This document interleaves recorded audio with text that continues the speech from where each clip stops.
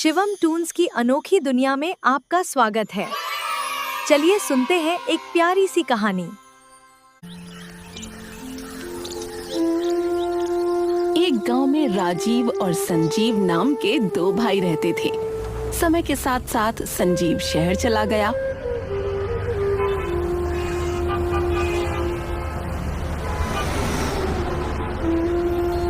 और वहां नौकरी करने लगा।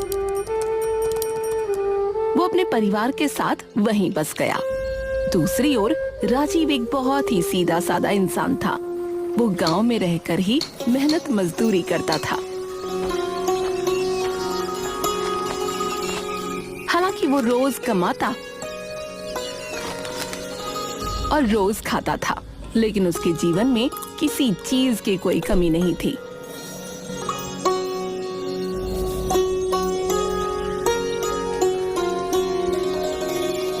एक दिन कड़कड़ाती धूप में राजीव अपने खेत में काम कर रहा था।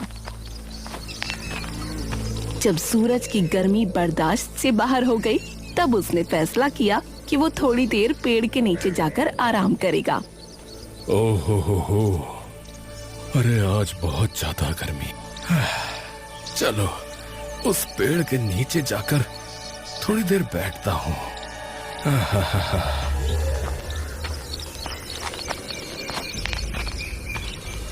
राजीव पेड़ के नीचे आकर बैठता है और पप्पी को देखता है।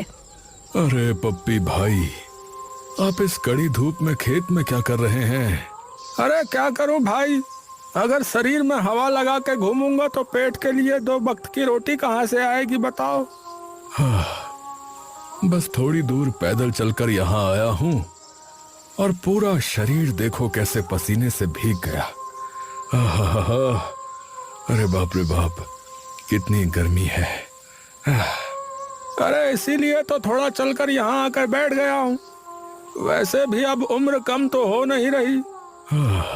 कुछ भी कहो भाई, आपको देखकर सच में मुझे बहुत बुरा लगता है। अगर आज आपका कोई बेटा बेटी होता तो। अरे कितनी कोशिश की रे, पर कुछ नहीं हुआ। अगर ऐसा ना होता तो इस बुढ़ापे में ऐसे नहीं भटकना पड़ता भैया।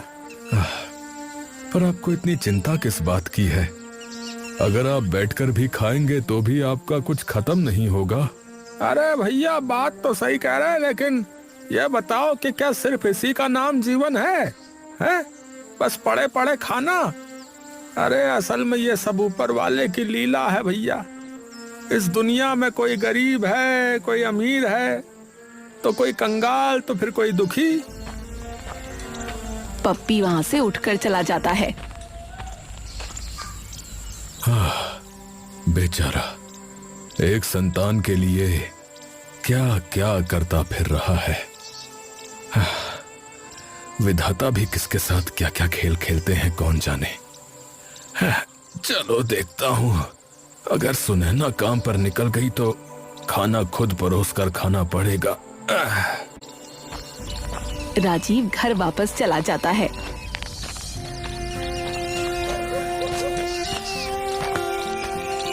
राजीव घर पहुंचकर अपनी पत्नी को पुकारता है।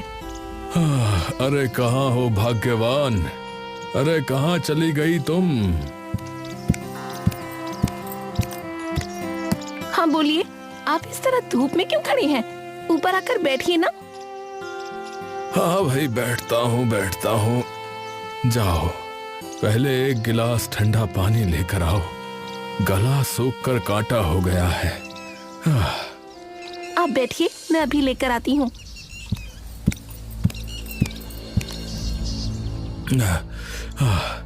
अरे बाप रे बाप, धूप की भी क्या तपिश है, पूरा शरीर झुलसा जा रहा है। सुनैना मटके से पानी लाकर राजीव को देती है।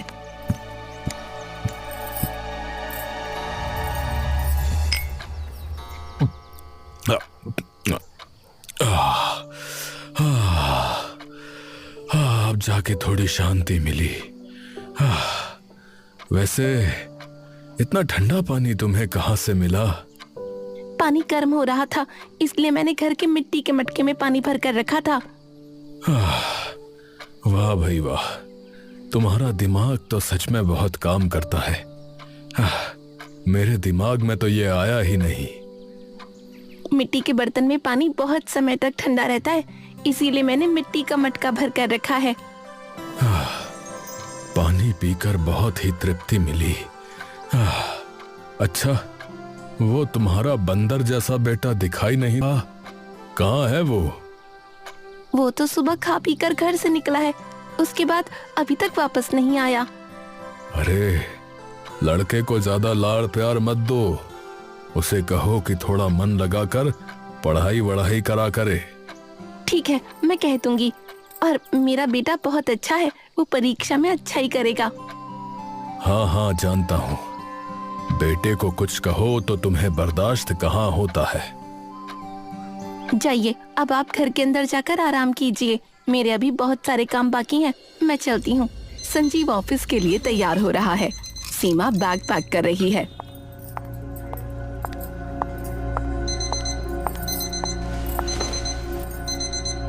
ये लीजिए आपका टिफिन। आज ऑफिस में बहुत काम है क्या? आप कल भी काफी देर से आए थे। हाँ सीमा, आज एक जरूरी मीटिंग है। वैसे भी शहर की भागदौड़ में वक्त का पता ही नहीं चलता। शुभांगी कहाँ है? उसे कॉलेज नहीं जाना क्या? हाँ पापा, मैं बस निकल ही रही हूँ, आज मेरा भी प्रैक्टिकल है। संजीव और शुभांगी धूप में खड़े हैं, दोनों पसीने से तरबतर हैं। ओह पापा, आज धूप कितनी तेज है, यहाँ खड़े रहना भी मुश्किल हो रहा है। सही कह रही हो बेटी, शहर में पेड़ तो बचे ही नहीं, जहां देखो बस चारों तरफ कंक्रीट ही कंक्रीट की दीवारें। इसीलिए इतनी जलन महसूस होती है। सांस लेना भी भारी लग रहा है। वो देखिए पापा, आपकी ऑफिस वाली बस आ रही है और मेरी वाली भी पीछे ही है।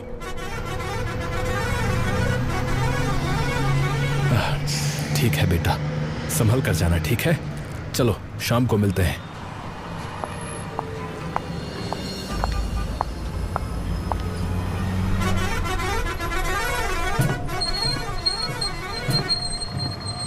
शहर की चकाचौंध में संजीव ने अपनी जगह तो बना ली थी, लेकिन यहाँ की तेज धूप और धूल भरी हवाओं ने गांव की उस ठंडी छांव की याद दिला दी जिसे वो पीछे छोड़ आया था। पिता और बेटी दोनों अपनी अपनी मंजिल की ओर निकल तो पड़े, पर इस तपती गर्मी ने उन्हें बेहाल कर दिया था। बेडरूम में सीमा बिस्तर पर लेटी है, पंखा चल रहा है। संजीव ऑफिस से लौटकर कमरे में आता है। अरे, तुम अभी तक लेटी हुई हो? शाम होने को आई और तुम अभी भी बिस्तर पर हो? क्या बताऊं, मुझे आज बिल्कुल अच्छा नहीं लग रहा, कुछ भी करने की इच्छा ही नहीं हो रही, बस सुबह से ही ऐसे लेटी हुई हूँ। पापा, मम्मी ने आज दोपहर का खाना भी नहीं बनाया, मुझे सुबह का बचा हुआ खाना ही खाना पड़ा। मम्मी आज पूरे दिन बस सो रही थी। अरे ये क्या सुन रहा हूं मैं सीमा? मैंने तुम्हें कितनी बार समझाया है कि तुम ये सुस्ती और ये विलासी का जीवन छोड़ दो। अरे, शहर की इस बंद हवा और ऐशो आराम ने तुम्हें बहुत ही कमजोर बना दिया है। अरे थोड़ा एक्टिव रहो, गांव की तरह मेहनत करोगी तो शरीर भी स्वस्थ रहेगा और मन भी खुश। बस कीजिए, अब आप मुझे लेक्चर मत दीजिए, मेरी तकलीफ आपको समझ में नहीं आएगी, आपको बस कमियां दिखती हैं। जाइए आप दोनों बाप बेटी बाहर जाकर गप्पे लड़ाइए, मैं अभी जाकर रसोई संभालती हूँ। शहर की सुख सुविधाओं ने सीमा को आलसी बना दिया था। गांव की ताजा हवा के बदले यहाँ की बंद दीवारों ने उसकी सेहत बिगाड़ दी थी। संजीव की बातें उसे कड़वी तो लगीं, पर वही सच था। संजीव और सीमा रात को सोने की तैयारी कर रहे हैं। अच्छा सुनिए, आप हमेशा मुझे इस तरह क्यों टोकते हैं? क्या मैं आपसे बहुत ज्यादा खर्चा करवाती हूँ? अरे तुम बात को समझती ही नहीं हो। मेरी बात सुनो, अगर इंसान सेहतमंद नहीं रहेगा ना, तो उसके पास धन दौलत का क्या मोल है बताओ? हाँ वो तो है, शरीर ठीक ना हो तो किसी भी चीज में शांति नहीं मिलती। हाँ, बस इसीलिए तो कह रहा हूँ। देखो, गांव में भैया और भाभी रहते हैं, वो तो हमारी तरह कभी बीमार नहीं पड़ते। वो हमेशा कितने खुश और तंदुरुस्त रहते हैं, देखा है कभी? तो आप क्या चाहते हैं कि मैं उस कीचड़ और बदबू भरे गांव में रहूं? अरे यार, तुम हर बात में नाक क्यों सिकोड़ने लगती हो? मैं तुम्हें वहां रहने के लिए कब कह रहा हूं, बताओ? है? मैं तो सोच रहा था कि बस 2-4 दिन के लिए गांव हुआ हूं, थोड़ा मन बहल जाएगा। 2 दिन के लिए जाओगे? पर तुम्हारा ऑफिस? अरे अब गर्मियों की छुट्टियां पड़ गई हैं और ऊपर से शहर में देखो ना कितनी गर्मी है। गांव जाकर थोड़ी शांति मिलेगी। तुम चाहो तो मेरे साथ चल सकती हो, देखना उस गरीब घर में भी कितनी शांति मिलेगी। आप ही जाइए, मुझे नहीं जाना। मुझे नींद आ रही है, जरा एसी तेज कर दीजिए। सीमा के लिए गांव का मतलब सिर्फ गंदगी और गरीबी था, जबकि संजीव वहां की सुकून भरी जिंदगी को तरस रहा था। एसी की ठंडी हवा में भी सीमा का मन गांव के नाम से चिढ़ जाता था। दोपहर की चिलचिलाती धूप और पसीने से तरबतर शरीर, राजीव अपनी फसल समेटकर घर की ओर बढ़ रहा था। मेहनत तो बहुत थी, पर उसका मन कहीं और भटक रहा था। उफ, क्या गर्मी है। सूरज तो जैसे आग उगल रहा है। वैसे काफी दिन बीत गए संजीव से बात किए हुए। पता नहीं शहर में वो और उसका परिवार कैसा होगा। शहर की उस भीड़ भाड़ में उसे मेरी याद आती भी होगी कि नहीं। राजीव बैलगाड़ी लेकर अपने घर के सामने पहुंचा। तभी एक डाकिया साइकिल पर आया।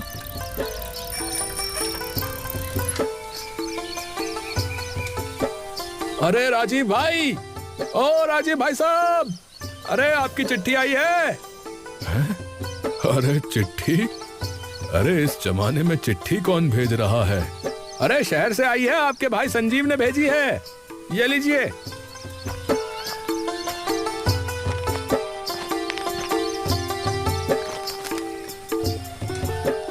जल्दी से चिट्ठी खोलता है। उसके चेहरे पर मुस्कान आ जाती है।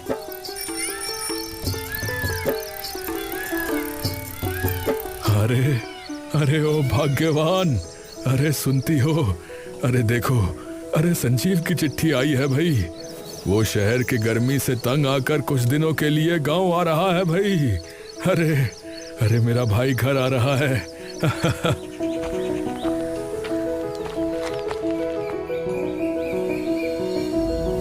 और कहता है, अरे भाई, घर में खाने पीने का कुछ अच्छा इंतजाम करो, कल संजीव आ रहा है। सच में? क्या चाचा सच में घर आ रहे हैं? और चाची और शुभांगी भी? अरे हाँ रे, वे सब कल गांव घूमने आ रहे हैं और 2 दिन यहीं रुकेंगे। हाँ, अचानक कैसे गांव की याद आ गई उन्हें, और ऊपर से हमारे जैसे गरीबों का घर। वो तो अमीर घर की बेटी तो बिना एसी के रह भी नहीं सकती। अरे ओहो, अरे अब छोड़ो भी वो सब पुरानी बातें। सुनो, वो लोग जब यहाँ आए तो हमेशा खुश रहें, बस ये ध्यान रखना, और उन्हें किसी बात की कोई शिकायत नहीं होनी चाहिए, ठीक है? हाँ, आप तो अपने भाई के लिए पागल हैं, पर उसकी पत्नी कैसी इंसान है कि तो आप जानते हैं ना। पिछली बार जब हम गए थे तो हमसे ठीक से बात तक नहीं की, खुद खाना बनाकर खिलाना तो दूर की बात है।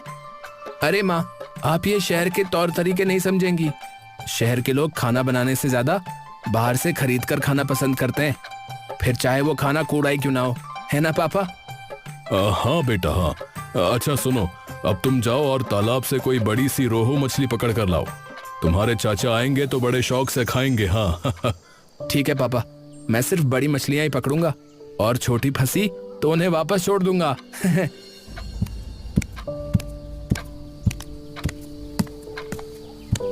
भाग्यवान, मैं जरा बाजार की तरफ जा रहा हूँ, देखता हूँ उनके लिए कुछ खास मिल जाए, हैं?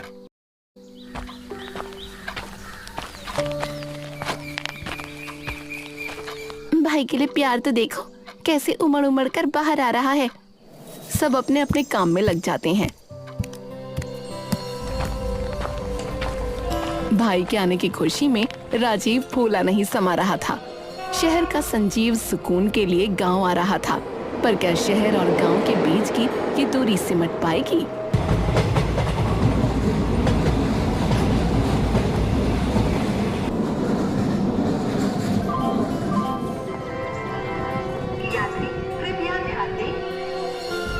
संजीव और उसका परिवार सामान लेकर घर पहुंचता है। अरे संजीव, अरे आ गए तुम सब। अरे अरे आने में कोई दिक्कत विक्कत तो नहीं हुई? नहीं भैया, कोई खास परेशानी नहीं हुई। अब बस स्टेशन से गाड़ी नहीं मिली तो सोचा पैदल ही चलते हैं। ओ माँ, ये क्या कह रहे हो? इतनी दूर तुम लोग पैदल चल कर आए? अरे नहीं नहीं, ठीक ही किया। स्टेशन से हमारे घर का रास्ता ही कितना है, और इसी बहाने तुम्हारा थोड़ा घूम घाम भी हो गई होगी, हैं? आसपास के नज़ारे भी देख लिए। अब क्या यहीं खड़े होकर सारी बातें करोगे या घर के अंदर भी चलोगे? अरे हाँ हाँ, अरे मैं तो खुशी में भूल ही गया था। कितने दिनों के बाद आज संजीव को देखा है। और मेरी शुभांगी बेटी कैसी है? हैं? कुछ बोल नहीं रही है बिटिया? दरअसल ये नई जगह पर जाकर थोड़ी चुप हो जाती है। सुनो शुभांगी, ये हमारा घर है, मतलब तुम्हारा भी घर। चलो अब हम घूमने चलते हैं। नहीं नहीं, अभी कहीं घूमने नहीं जाना, पहले थोड़ा आराम कर लो फिर खेलना। चलो सब अंदर चलो। इसी तरह कुछ दिन खुशी खुशी बीत जाते हैं। भाई से मिलकर राजीव की आंखें भर आईं। शहर की थकान मिटाने के लिए गांव की सादगी और अपनों का प्यार ही काफी था। हंसी मजाक और यादों के बीच कुछ दिन पलक झपकते ही बीत गए। संजीव और सीमा पेड़ के नीचे बैठे ठंडी हवा का आनंद ले रहे हैं। देखो, चारों तरफ ये लहलहाते खेत और ये ताजा हवा। हाँ, दिल खुश हो गया मेरा तो। क्या ऐसी हवा तुम्हारे एसी में भी मिलेगी क्या? हवा तो अच्छी लग रही है, पर थोड़ा पसीना भी आ रहा है ना? अरे यार, इतनी गर्मी में थोड़ा पसीना आए भी तो क्या हो गया? पसीना आना तो सेहत के लिए अच्छा होता है। सारे अंदर की गंदगी बाहर निकल जाती है। स्वस्थ रहने के लिए ये सब जरूरी होता है। लेकिन एसी में रहने पर तो तुम्हें गर्मी का पता ही नहीं चलेगा।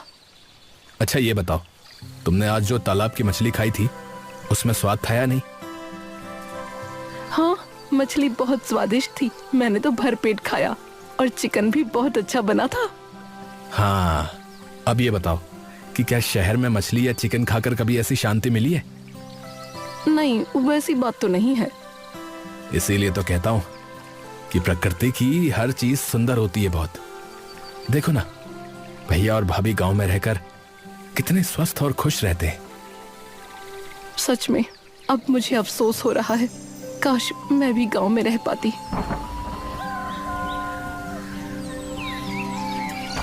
सुनैना मिट्टी के मटके का ठंडा पानी लेकर आती है।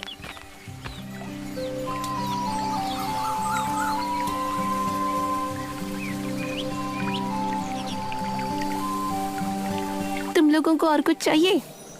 अरे नहीं नहीं भाभी, और कुछ नहीं चाहिए। पहले ये बताइए कि इतना ठंडा पानी कहाँ से ले आई आप? हाँ दीदी, बताइए ना। फ्रिज का ठंडा पानी पीकर भी ऐसी तृप्ति नहीं मिलती। हमारे नल का पानी मिट्टी के मटके में रख दो तो वो हमेशा ऐसा ही शीतल रहता है। वाह, फिर तो फ्रिज की जरूरत ही क्या है ना? तुम लोग बातें करो, मैं भी आती हूँ। तभी राजीव संजीव के पास आता है।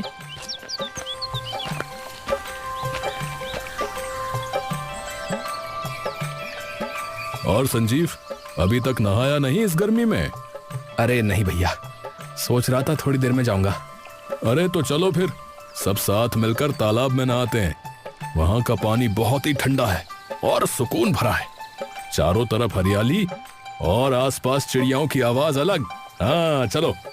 अरे वाह, सही कहा भैया, बहुत ही सही कहा आपने। बहुत दिन हो गए तालाब में नहाए हुए। अरे गर्मी में तालाब में नहाने का, उसके अंदर डुबकी लगाने का तो कुछ और ही मजा है। क्या मजा, मैं भी तालाब में नहाऊंगी। हाँ हाँ चलो सीमा, तालाब में नहा कर देखो, तुम्हें और भी अच्छा लगेगा। सब लोग तालाब में नहाते हैं और बहुत मस्ती करते हैं। एसी की ठंडक के आगे मिट्टी की सौंधी खुशबू और तालाब का शीतल पानी जीत गया। सीमा को समझ आ गया था कि असली सुख सुख सुविधाओं में नहीं बल्कि कुदरत के करीब रहने में है। ढलते सूरज की सुनहरी रोशनी और शाम की शांत हवा, शहर की भागदौड़ से दूर संजीव और सीमा को आज जिंदगी का असली सुकून मिल गया था। संजीव, देखो ये नजारा कितना सुंदर है। शहर की ऊंची इमारतों के बीच हमने कभी ऐसा सूर्यास्त नहीं देखा। मेरा मन यहाँ से जाने का बिल्कुल नहीं कर रहा। हाँ, सच कह रही हो सीमा। यहाँ की शांति और अपनों का प्यार किसी भी ऐशो आराम से कहीं बढ़कर है। मुझे माफ कर दो, मैं गांव को सिर्फ धूल और गंदगी समझती थी, पर अब समझ आया कि असली सेहत और खुशी तो इसी सादगी में है। क्या हम हमेशा के लिए यहाँ नहीं रह सकते? अरे, क्या तुम सच कह रही हो? यहाँ तुम्हें एसी नहीं मिलेगा भैया, शहर जैसी चमक दमक भी नहीं मिलेगी। क्या तुम रह पाओगी बताओ? अब मुझे एसी की नहीं, इस ताजी हवा की जरूरत है। हम यहीं रहेंगे भैया और भाभी के साथ। हम अपना शहर का काम यहीं से संभालेंगे, पर रहेंगे इसी सुकून में। अरे वाह, तुमने आज मेरा दिल जीत लिया सीमा। अब हमारा परिवार फिर से एक साथ और स्वस्थ रहेगा। धीरे धीरे अंधेरा छाने लगा। दोनों मुस्कुराते हुए घर की ओर बढ़े। उस शाम ढलते सूरज ने एक नए रिश्ते और एक नई शुरुआत की नींव रखी। चांद की रोशनी फैली हुई है। पूरा परिवार आंगन में एक साथ बैठा बातें कर रहा है। भैया, मैं ना आपसे एक बात कहना चाहता हूँ। हाँ हाँ संजीव, अरे खुशी से कह भाई, क्या बात है? भैया, मैं ना अब और शहर में नहीं रहना चाहता। सोच रहा हूँ कि गांव में ही कुछ काम शुरू करूँ और आप सबके साथ यहीं रहूं। लेकिन संजीव, क्या तुम्हारी पत्नी और बेटी गांव में रह पाएंगे? मैंने ही इनसे कहा है दीदी, अब से मैं गांव में ही रहूंगी। मैं तो दौलत के लालच में जैसे अंधी हो गई थी। गांव न आती तो कभी समझ ही नहीं पाती कि अमीरी और गरीबी के बीच असली सुख कहाँ छिपा है। अगर ऐसी बात है फिर तो कोई समस्या ही नहीं है। देख भाई संजीव, विधाता जो है वो अमीर गरीब सबको एक ही नजर से देखते हैं भाई। इसलिए अमीर लोग पैसे खर्च करके एसी की हवा खाते हैं और हम सब गरीब जो हैं वो भगवान की दी हुई ठंडी और शीतल हवा का आनंद लेते हैं। सच कहा भैया आपने। स्वस्थ रहने के लिए इस गर्मी में एसी नहीं बल्कि प्रकृति की ताजा हवा चाहिए, और इसके लिए हमें ज्यादा से ज्यादा ना पेड़ लगाने होंगे भैया, जैसे पुराने जमाने में लोग लगाया करते थे, रोड के किनारे, बाग बगीचों के आसपास, खेतों की मेड़ों पर, उसी तरह से। सही कहा चाचा, इसीलिए तो हमारे कॉलेज में सिखाते हैं, पेड़ लगाओ पर्यावरण बचाओ। अगर एक पेड़ कटे तो उसकी जगह 10 नए पेड़ लगाने चाहिए। हाँ। सीमा और संजीव को समझ आ गया था कि असली ऐश्वर्य महलों में नहीं बल्कि कुदरत की छांव में है। उस रात गांव की ठंडी हवा ने सिर्फ उनका पसीना नहीं सुखाया बल्कि उनके जीवन की एक नई और हरी भरी शुरुआत भी कर दी। हमारे वीडियो देखने के लिए धन्यवाद। ऐसे ही और मजेदार वीडियो के लिए सब्सक्राइब करें, लाइक, कमेंट और शेयर करना ना भूलें। मिलते हैं अगले रोमांच में।